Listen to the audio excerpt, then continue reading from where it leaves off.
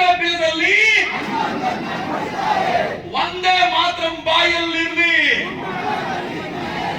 ಒಂದೇ ಮಾತ್ರ ಬಾಯಲ್ಲಿರ್ಲಿ. ನಾಟಕ ಗೀಟಕ ನಡೆಯಲ್ಲ.